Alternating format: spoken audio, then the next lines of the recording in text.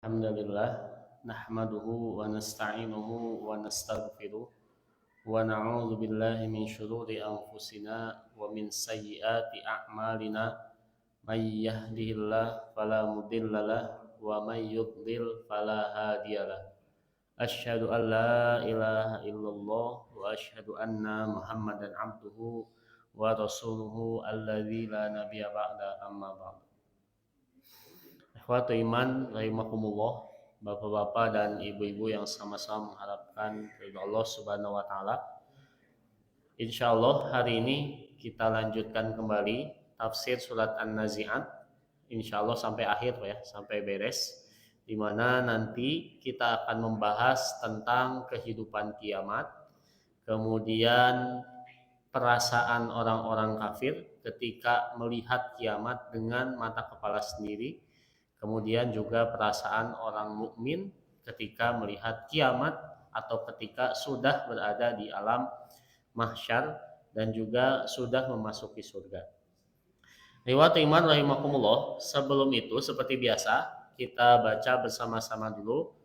A'udzu billahi minasy syaithanir rajim.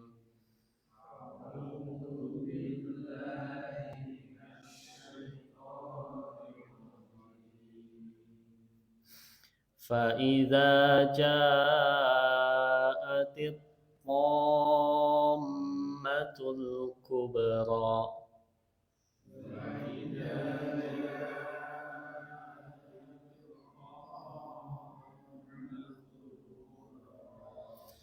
يوم يتذكر الإنسان ما سعى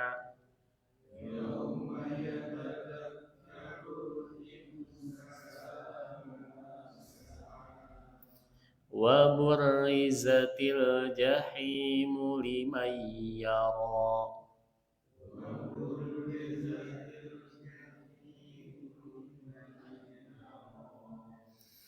فأما من طغى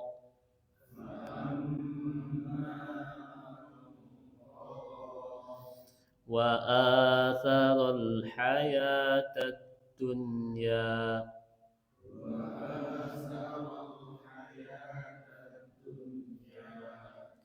فإن الجحيم هي المأوى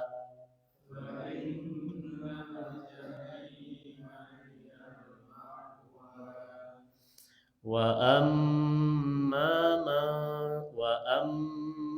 من خاف مقام ربه ونهى النفس عن الهوى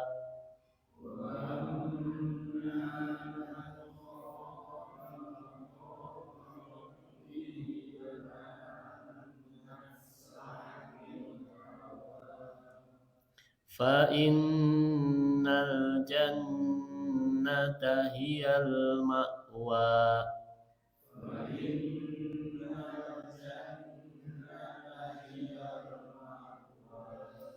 يسألونك عن الساعة أيان مرساها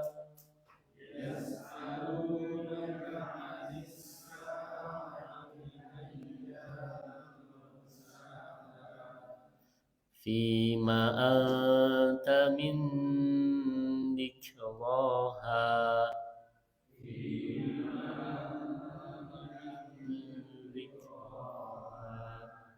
إلى ربك منتهاها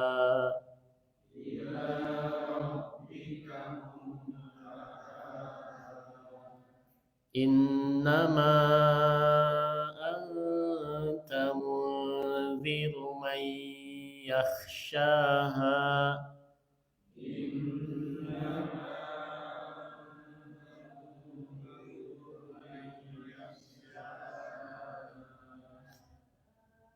كأنهم يوم يرونها لم يلبثوا إلا عشية أو ضحاها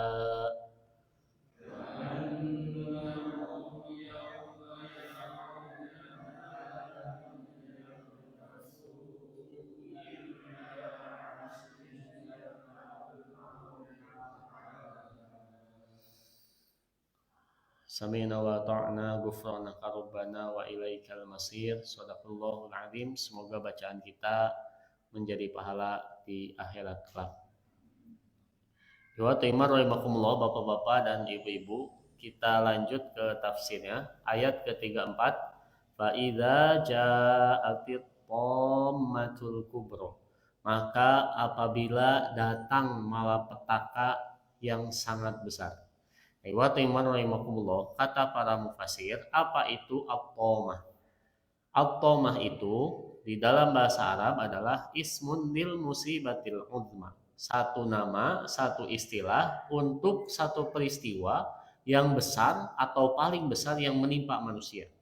Rahimakumullah, di dalam Al-Quran itu ketika berbicara tentang kiamat, itu Allah Subhanahu wa taala banyak menggunakan istilah-istilah seperti al-qari'ah atau idza zulzilatil ardu zilzalaha. Dari sini Allah Subhanahu wa taala menggunakan kata at-tamah ketika ada satu musibah yang sangat besar yang menimpa manusia. Nah, makanya rahimakumullah, ini menjadi dalil kalau misalnya atau ini menjadi dalil bahwasannya yang namanya musibah itu bukan hanya sesuatu yang sesuatu yang buruk. Jadi secara bahasa musibah itu adalah setiap apa yang menimpa manusia, baik itu sesuatu yang bagus ataupun yang jelek. Jika kemarin Persib menang, Pak, comeback, musibah bukan itu, Pak? Musibah. Meskipun secara bahasa atau secara konotasi mana sebenarnya bagus gitu ya. Resep itu nonton lagi. Nah, ini rahimakumullah, bapak-bapak semuanya, musibah itu adalah setiap yang menimpa manusia. Memang hari ini musibah itu konotasinya jelek, tapi tidak selamanya musibah itu jelek. Bisa saja kita dapat rumah, Pak, ya, tiba-tiba dapat uang 100 juta, kita menyebutnya musibah atau anugerah? Anugerah ya. Padahal secara bahasa itu musibah. Jadi kalau bapak dapat uang misalnya atau rezeki yang banyak, bilang aja alhamdulillah ya Allah mendapatkan musibah. Nah, musibah itu secara bahasa khairun au syarrun, itu baik ataupun buruk gitu. Nah, tapi untuk memisahkan antara apa yang buruk dan baik, maka manusia mulai memaknai musibah itu sebagai sesuatu yang buruk. Nah, rahimakumullah, tidak ada satupun musibah yang paling besar yang nanti akan menimpa manusia kecuali hari kiamat. Jadi manusia itu tidak akan pernah menyaksikan peristiwa yang sangat-sangat besar kecuali nanti pada hari kiamat. Makanya Allah Subhanahu wa taala menggunakan kata at-tamah di sini ya. At-tamah itu tadi ismun lil musibatil uzma. Jadi kalau kita terjemahkan secara bebas, apabila datang satu peristiwa yang benar-benar paling dahsyat dalam sejarah manusia, itu namanya kiamat, gitu Pak ya. Di dunia, di akhirat beda deh. Ini di dunia. Rahimakumullah, itulah yang dimaksud dengan at-tamah.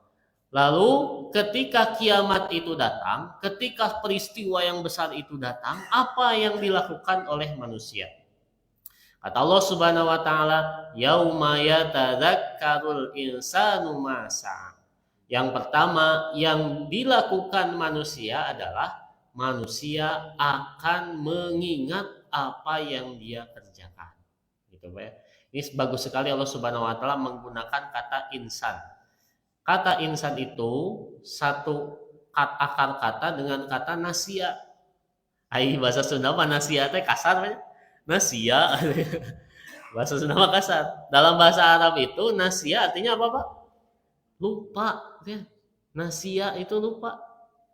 Insan itu sama akar katanya dengan nasia. Kenapa insan itu kenapa manusia itu Allah sebut dengan kata insan?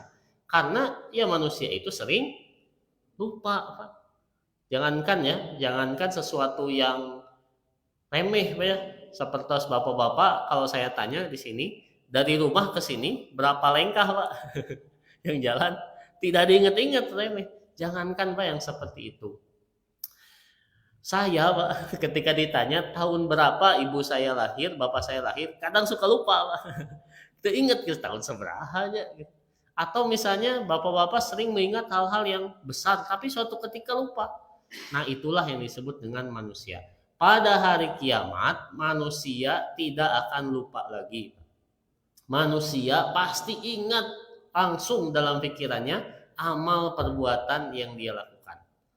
Nah, ini reaksi pertama ketika hari kiamat itu tiba. Nah, insya Allah orang muslim itu tidak akan mengalami hari kiamat. Jadi yang mengalami hari kiamat itu adalah orang-orang siapa? Orang-orang kafir. Karena orang muslim itu nanti akan dimatikan dulu oleh Allah Subhanahu wa taala dengan angin yang berhembus. Jadi aya angin ngehiliwir, tiba-tiba dihirup, orang muslim yang menghirupnya meninggal langsung pada hari itu. Nah, yang tersisa pada saat itu adalah orang-orang kafir. Orang kafir itu langsung mengingat yauma yatadzakkarul insanu ma sa'a. Dia mengingat apa yang dia kerjakan. Wah, mau lupa deh, coba ingat, aduh, can keburu tobat gitu ya.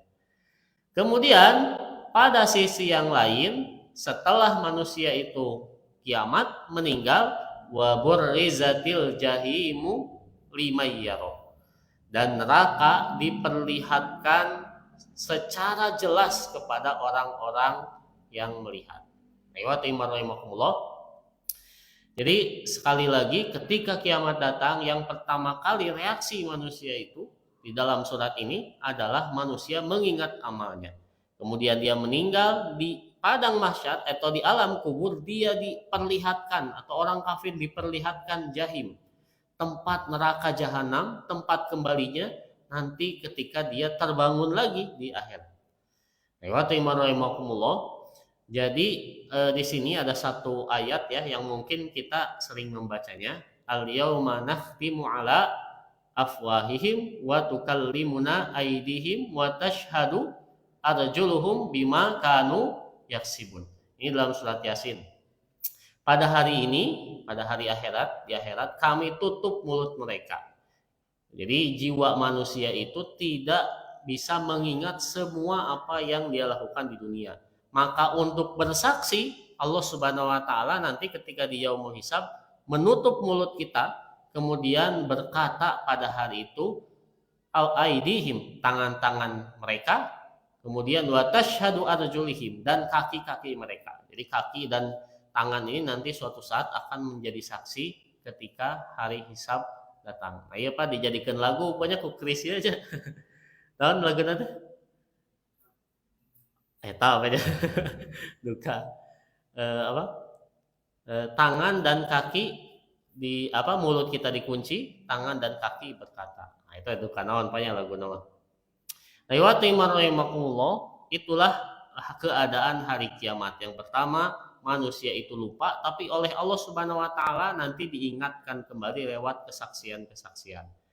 Nah, pertanyaannya Bapak-bapak semuanya, di sini ada kalimat wa burrizatil jahimu limayyaro, dan neraka jahanam akan diperlihatkan. Pertanyaannya, orang Islam itu melihat neraka jahanam atau tidak?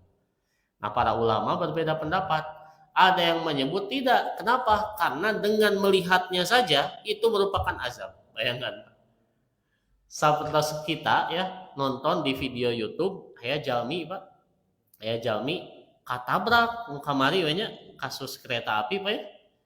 Misalnya kalau di TV kan di blur banyak, kalau di media sosial mungkin ada yang terlihat itu aya nu getihan di mana. Kira-kira soak tuh Pak. Kaget tidak Pak melihat yang seperti itu? Kagetnya. Saya ada yang tabrakan dulu di depan Kota Mas di sana, meninggal, cenah begitu meninggal.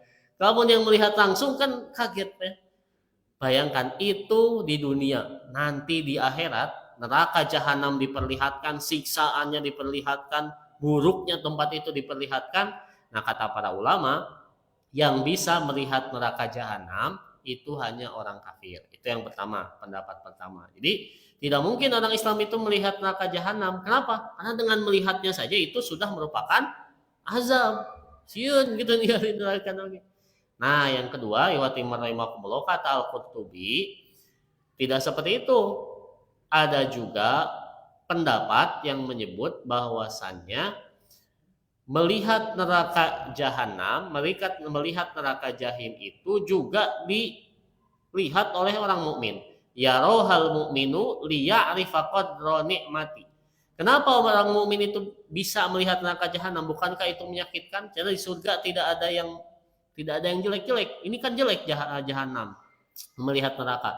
Nah, kata Imam Al-Qurtubi, diperlihatkannya kepada orang mukmin itu sebagai bentuk tolak ukur perbandingan sejauh apa nikmat yang didapat oleh orang mukmin dan azab yang didapat oleh orang kafir. Jadi kan kita kadang di dalam hidup itu suka salah ngaca suka salah membandingkan. Mungkin ada orang-orang yang dia hartanya berkecukupan tapi tidak pernah cukup. Kenapa? Karena salah ngebandingkan dengan orang yang lebih daripada itu. Nah, terkadang Pak, kita bisa bersyukur kalau ada pembandingnya. Seperti kemarin tuh di Kota Mas beberapa bulan yang lalu kan PDAM mati pada ambil air di masjid dan lain sebagainya. Terkadang suka kesal gitu, maksudnya tidak ada penampungan, tidak mandi, tidak susah pada naon-naon, tidak nyuci gitu ya. Terkadang ya teh kunaon tapi ketika dibandingkan dengan orang-orang yang dulu kena musibah di mana Pak? Di atasnya di mana Pak?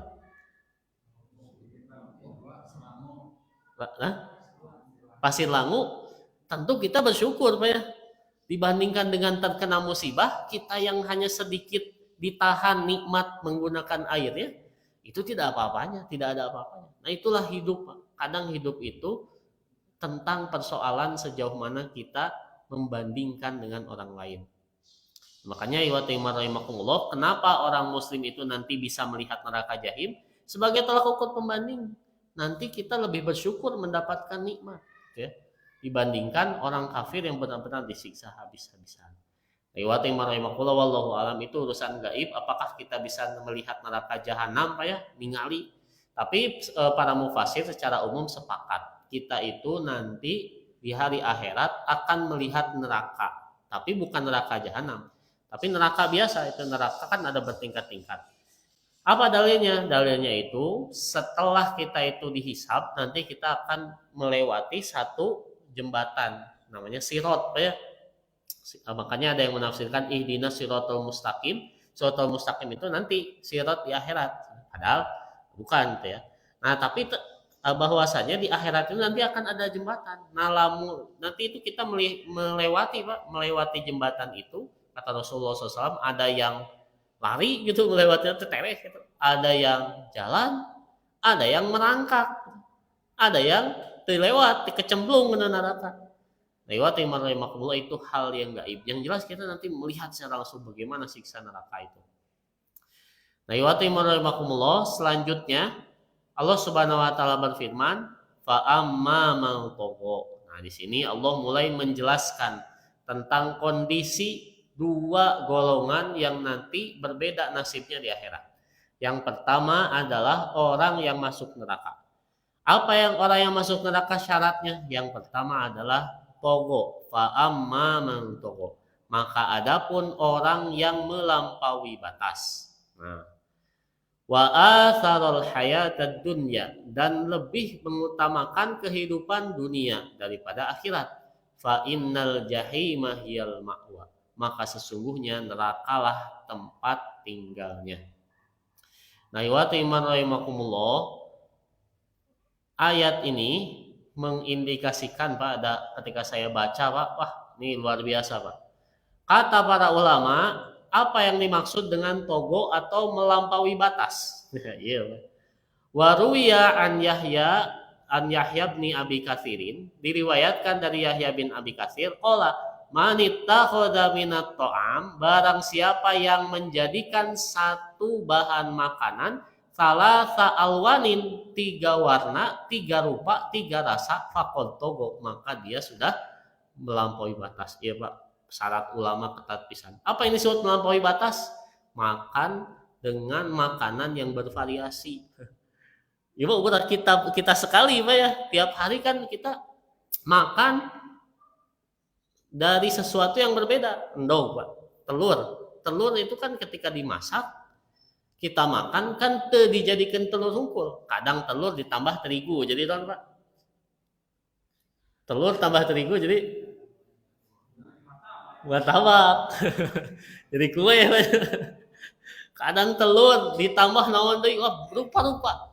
Nah, ieu teh rahimakumullah, kalau kita merujuk pada sini betapa banyak hal-hal yang kita kerjakan itu melampaui batas. Berat pisan, Pak. Syarat dari ini Yahya Ibnu Katsir, satu makanan dijadikan tilu rupa, itu melampaui batas. Jadi batasnya tilu. Jadi di rumah Bapak-bapak kalau makan nasi, ayam, sayur, kerupuk, tos, tapi tambahan sambal. Kayak togo udah melampaui batas. Tapi itu pendapat para ulama. Ini menunjukkan Pak, ulama zaman dahulu hidupnya luar biasa sederhana sekali. Bukan tidak mau berusaha Pak ya. Beda Pak ya, antara orang itu hidup sederhana karena pilihan dengan hidup sederhana karena tidak bisa memilih. Benten banyak. Yang pertama itu dia bisa kaya, dia hartanya banyak, tapi hartanya disumbangkan untuk jalan Allah. Makanya dia hidup sederhana, seperti Abu Bakar. Yang kedua, bapak-bapak semuanya adalah orang yang dia bukan ingin hidup sederhana, tapi terpaksa hidup sederhana karena tidak ada pilihan. Nah, rahimakumullah, para ulama zaman dahulu mayoritas itu yang nomor satu. Mereka bisa kaya. Mereka itu saya ingat ya, ada seorang ulama yang diberikan 100 dinar. 100 dinar itu duka seberapa miliar Pak, ku penguasa. Diberikan karena dia itu ya ulama ya intensif gitu ya, intensif kangge ulama, kangge orang yang belajar agama. Dia tidak ambil, dia simpan, kata orang tersebut, kata yang menerima tersebut, saya tidak ingin mengambilnya. Saya akan meletakkan di tempat ini. Jadi ya ada lubang di depan rumahnya. Disimpanlah harta tersebut di sana, seberapa miliar disimpan. Kemudian beberapa tahun kemudian raja itu bertanya, coba cek deh cenah kadeta nu baheula pasien intensif nolak-nolak, udah diambil belum? Ayo orang makan biasa dipayun, mual. Satu hari dua hari kemudian candak gitu ya. Gitu biasanya. Atau jangan itu, bade tuang mual padahal hoyong gitu ya. Biasanya seperti itu.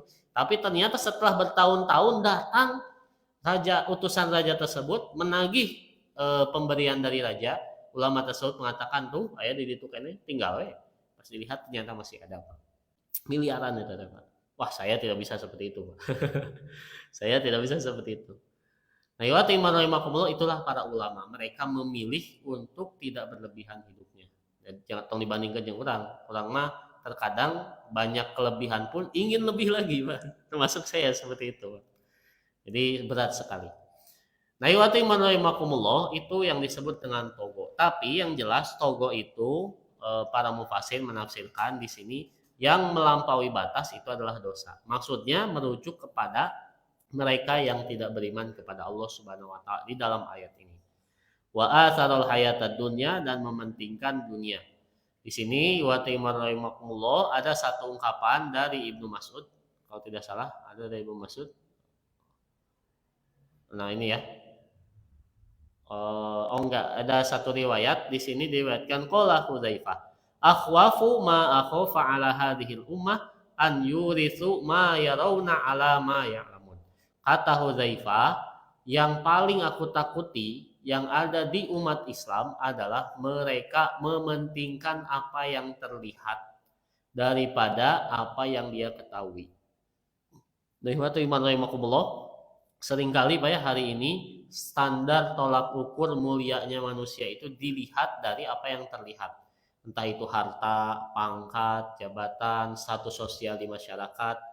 Nah, kata Hudzaifah, aku takut umat Islam itu lebih mementingkan apa yang terlihat, status seperti itu, daripada apa yang diketahui.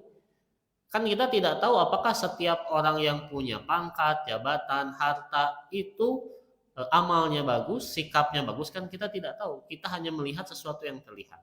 Nah, kata Hudzaifah bahwasannya yang paling aku takuti di umat ini adalah orang-orang Islam melihat atau mementingkan apa yang terlihat daripada apa yang diketahui. Rahimakumullah, itulah keadaan orang-orang kafir. Jadi orang-orang kafir itu melampaui batas, mengutamakan dunia daripada akhirat, maka kata Allah Subhanahu wa taala fa innal jahima hiyal ma'wa, maka sesungguhnya neraka adalah tempat tinggalnya. Rahimakumullah, selanjutnya Allah Subhanahu wa taala menjelaskan keadaan orang mukmin. Tadi mau orang kafir. Orang kafir kenapa bisa masuk ke neraka? Salah satu syaratnya adalah melampaui batas. Nah, sekarang kita masuk ke orang-orang mukmin. Wa amma man khofa maqama rabbih wa nahan nafsa 'anil hawa fa innal jannata hiyal ma'wa. Dan adapun orang-orang yang takut kepada Allah Subhanahu wa taala dan menahan diri dari kepentingan hawa nafsunya, maka sesungguhnya surga tempat tinggalnya. Rahimakumullah, di sini para ulama menyebutkan satu ungkapan yang sangat bagus sekali. Yang pertama dari Imam Mujahid. Siapakah yang disebut dengan orang yang takut kepada Allah Subhanahu wa taala? Apakah orang yang takut itu adalah orang yang tidak pernah melakukan dosa? Jadi siapa ya orang yang disebut dengan orang takwa itu? Apakah mereka yang tidak pernah melakukan dosa? Kata Mujahid, huwa khaufuhu fid dunya minallah azza wa jalla inda mawaqi'atiz dzanbi fayuqri'u. Adalah orang yang rasa takutnya di dunia Allah pada Allah Subhanahu wa taala ketika hendak melakukan dosa dia berhenti. Orang yang takut pada Allah itu bukan berarti dia tidak melakukan dosa. Hanya ketika ingin melakukan dosa karena ingat kepada Allah Subhanahu wa taala dia berhenti. Termasuk ketika kita ingin melakukan maksiat, ini di bawah ada apa ya? Jadi di bawah ada yang menyebutkan bahwasanya ayat ini dimaksudkan bagi orang yang ketika dia sendiri, maka kan kesempatan untuk berbuat dosa itu banyak. Orang yang sendiri itu di mana-mana Pak, dosa besar itu dilakukan karena sesulumputan Pak. Maling. Maling atas rame-rame atau sendiri Pak? Sendiri atau rame-rame Pak? Sendiri Pak ya. Biasanya orang yang mau maling itu sendiri atau susulumputan. Orang yang berzina susulumputan gitu. Nah, kata para ulama, orang yang mereka itu ingin berbuat dosa dalam keadaan sendiri, kemudian terjadi melakukan dosanya itu terjadi, padahal sudah ada niat tapi terjadilah. Nah, itu adalah orang yang khofa maqama rabbih, adalah orang yang takut kepada Allah. Jadi orang yang takut pada Allah itu bukan berarti dia tidak ada nafsu. Justru sebaliknya, ketika nafsu sudah menguasai dirinya, terjadi, itulah orang yang takut pada Allah. Kemudian Sahal At-Tustari mengatakan, tarkul hawa miftahul jannah. Meninggalkan hawa nafsu itu adalah kunci masuk surga. Nah ini ya. Jadi dengan bapak-bapak atau kita semua yang ketika ingin melakukan dosa terjadinya, padahal sudah ada niat, nah itu adalah para penghuni surga. Kenapa? Karena tarkul hawa miftahul jannah. Kemudian kata Ibnu Mas'ud, antum fi zamanin yaqudul haqqul hawa wa sayati zamanun yaqudul hawal haqqo fa na'udzubillahi min dzalika zaman. Kata Ibnu Mas'ud, ini cocok sekali Pak dengan hari ini. Kalian sekarang berada pada satu zaman di mana kebenaran memimpin hawa nafsu. Ya. Jadi ketika ada orang yang hawa nafsunya tinggi, itu tidak disalurkan, tapi dituntun oleh Al-Quran dan Sunnah. Itu pada masa sahabat. Wasayati, dan akan datang satu zaman di mana hawa nafsu memimpin kebenaran. Apa ya? Jadi yang namanya aturan tidak peduli lagi. Yang penting aturan bisa diatur, hawa nafsu tersalurkan. Nah, itu kata Ibnu Mas'ud. Maka kami berlindung dari Allah kepada zaman tersebut. Adapun sebab turunnya ayat ini banyak pendapat para ulama. Ada yang menceritakan kisah Mus'ab bin Umair dan saudaranya. Jadi Mus'ab bin Umair itu sahabat yang dia itu orang kaya, Pak. Jadi Rasul itu menangis ketika Mus'ab bin Umair meninggal. Jadi Mus'ab bin Umair itu orang kaya, kemudian orang kaya tersebut masuk Islam, ku ibuna diboikot, dicoret tina kakak yang asalnya kaya, memakai baju yang bagus, makan mewah, jadi melarat. Jadi maksudnya jadi kan dicoret dari keluarga, akhirnya dia makan makan seadanya. Ketika meninggal bapak-bapak semuanya, sampai-sampai dia itu bajunya tidak bisa menutupi dirinya sendiri. Jadi saking miskin apanya bahwa lama wah Musa bin Umair teh bodas, kinclong, kulimis gitu, rambutnya disisir, pokoknya harum. Ketika meninggal Mus'ab bin Umair karena dia membela agama Islam, memilih Islam, justru adalah orang yang bajunya saja tidak cukup untuk dijadikan kain kafan. Jangan bertanya bisa membeli kain kafan atau enggak. Ini bajunya saja tidak cukup. Bayangkan orang yang kaya menjadi orang yang serba kekurangan sampai akhir hayatnya. Nah, inilah kata para ulama, kenapa ayat ini turun. Siapa Musa bin Umair itu? Musa bin Umair itu adalah orang yang khofa maqama rabbih, orang yang takut kepada Allah sehingga mementingkan akhirat daripada dunia. Sedangkan saudaranya kebalikannya. Saudara Musa bin Umair itu adalah orang kafir, gitu ya. Orang kafir yang bahkan ketika perang Badar, gitu ya, dia meminta tolong, orang kafirnya tertawan ketika perang Badar itu, dia minta tolong pada saudaranya Musa bin Umair. Kata Musa bin Umair, jangan, kamu tidak bisa menolong kepadaku. Malah Musa bin Umair menyuruh kepada umat Islam untuk saudaranya itu diminta tebusan, karena Musa bin Umair keluarga orang kaya, nanti akan membantu hartanya itu untuk dakwah Islam. Saudaranya ini adalah orang yang melampaui batas. Musa bin Umair adalah orang yang takut pada Allah. Ada yang menyebutkan seperti itu. Banyak sekali sebab turun ayat, tapi ada satu sebab yang sangat bagus sekali. Katanya nazalat, ini ayat ini turun kepada orang yang hamma bi musibatin qadara alaihi Allah summa taraka min khaufillah.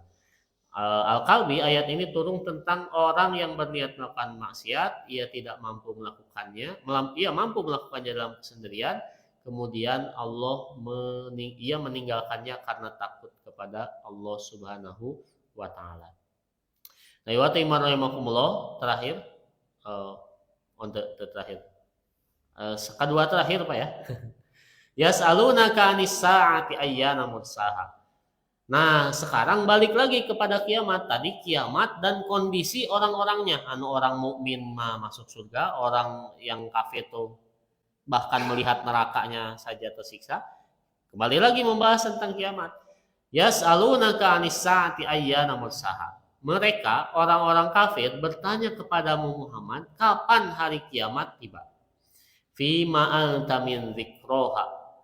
Nah, kata Allah Subhanahu wa taala, untuk apa engkau Nabi Muhammad perlu menyebutkan waktunya? Untuk apa kamu menjawab pertanyaan atau permintaan orang kafir untuk yang menanyakan kapan kiamat?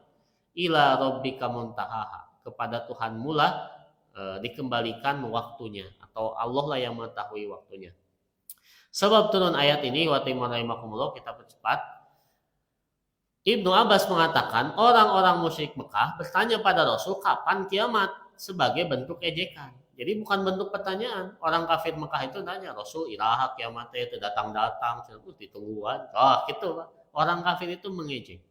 Kemudian di dalam sebuah hadis Rasulullah SAW itu terus ditanya iraha kiamat, sampai turunlah ayat ini. Fi ma'anta min dzikroha. Kenapa saya harus menjawab? Kenapa engkau harus menjawab pertanyaan orang kafir yang dia bertanya bukan untuk mencari pengetahuan, tapi untuk mengejek? Tong dianggap begitu. Kemudian Ibnu Abbas juga mengatakan seakan-akan beliau Nabi Muhammad SAW ketika mereka banyak bertanya kepadanya memohon kepada Allah agar diberi pengetahuan tentang hal itu. Jadi ketika mereka bertanya kapan kiamat, Rasul itu berharap Rasul diberitahu agar memberitahukan kepada mereka waktu tepatnya kapan. Tapi Allah Subhanahu wa taala fima anta min dzikroha. Itu bukan urusan kamu tidak perlu menjawab. Ila rabbika muntaha. Ila rabbika muntaha. Sesungguhnya itu urusan Allah Subhanahu wa taala untuk mengetahui kapan kiamat itu. Kemudian Allah menutup surat An-Nazi'at dengan ungkapan innama anta mundziru may yakhshaha. Tugas Rasul itu bukan memberitahu kapan kiamat, tapi memberi peringatan bagi siapa yang takut hari kiamat tersebut. Makanya Rasul tidak menyebutkan waktunya Pak ya, karena itu rahasia Allah kapan kiamat. Tapi Rasul menyebutkan tanda-tandanya. Kita mengetahui tanda-tanda kiamat bukan karena penasaran. Oke, kiamatnya kumahanya, bukan Pak. Sebagai seorang mukmin, kita itu tahu tanda-tanda kiamat, keadaan hari kiamat, seperti apa azabnya, itu untuk takut, kembali lagi, untuk meningkatkan keimanan kita. Nah, itu tujuan utamanya. Ka'annahum yauma yarawnaha lam yalbasu illa asiyatan aw duhaha. Nah, pada hari ketika mereka melihat kiamat, ya, mereka merasa seakan-akan sebentar saja tinggal di dunia pada waktu sore dan pagi hari. Terakhir untuk menutup kajian kita pada kali ini, apa yang dimaksud dengan orang kafir itu merasa seperti melewati sore dan pagi hari saja. Kata para ulama, ada yang menyebut maksudnya adalah ketika di alam kubur. Orang-orang kafir di alam kubur itu diperlihatkan pas siksaannya. Jadi di alam kubur itu serasa sebentar gitu. Serasa sebentar. Karena dia takut ketika beres di alam kubur bukan hanya diperlihatkan siksaan tapi mengalami gitu. Makanya orang-orang kafir ketika mengalami ketika diperlihatkan siksa kubur, iya kamu bakal di neraka jahanam, mereka mengatakan semoga saya tidak cepat-cepat keluar dari alam kubur. Sedangkan orang mukmin ketika diperlihatkan surga, apa yang mereka katakan? Semoga saya cepat-cepat keluar dari alam kubur. Nah, yang kedua, ada juga yang menyebutkan apa yang dimaksud dengan orang kafir itu hanya merasakan pagi dan petang saja seolah-olah hidup di dunia. Ini adalah menggambarkan bahwasannya hidup dunia itu tidak seberapa dibandingkan akhirat. Makanya ada satu ungkapan Pak dari Ali bin Abi Thalib, an-nasu niyamun fa idza matu intabahu. Manusia itu di dunia hanya sedang tidur. Manakala ia mati, ia baru terbangun. Jadi kebalik ya. Mungkin hari ini kita mungkin ada bayangan akhirat itu masih lama, masih belum teralami. Tapi ketika sudah nyampe di akhirat, kita melihat lagi flashback ke dunia, hidup dunia, nikmat dunia. Alah, itu mah tidak ada apa-apanya dibandingkan dengan kenikmatan akhirat dan juga tidak ada apa-apanya dibandingkan azab di akhirat. Makanya ada satu pepatah yang sangat bagus sekali, an-nasu niyamun. Di dunia manusia itu sedang tidur, sebenarnya orang teh erep-erep sedang tidur. Faida sedang mimpi, itu seolah-olah dina mimpi gitu. Faida matu, ketika kita meninggal, kita itu bukan meninggal tapi kita itu sedang hidup. Hidup kita itu nanti di akhirat ketika melihat dunia, alah siga mimpi unggul, teman sekejap saja itu. Di perasaan Persib kemarin menang teh sekejap aja. Comeback ramai gitu sekejap dibandingkan dengan kehidupan akhirat. Nah, semoga kita semua termasuk kepada orang-orang yang khaufa maqama rabbih wa naha nafsa 'anil hawa fa innal jannata hiyal mawa. Semoga kita termasuk orang yang takut pada Allah, kemudian menahan hawa nafsu, dan kita berkumpul lagi nanti di surga. Kenapa? Karena ini di surga itu kita hidup, sedangkan di dunia ini seolah-olah kita sedang tidur ya, dibandingkan dengan masa lamanya kehidupan. Itu saja yang bisa disampaikan. Semoga ada guna dan manfaatnya terus bagi saya pribadi dan umumnya bagi bapak-bapak dan ibu-ibu semuanya. Rabbana atina fid dunya hasanah wa fil akhirati hasanah wa qina adzabannar. Assalamualaikum warahmatullahi wabarakatuh.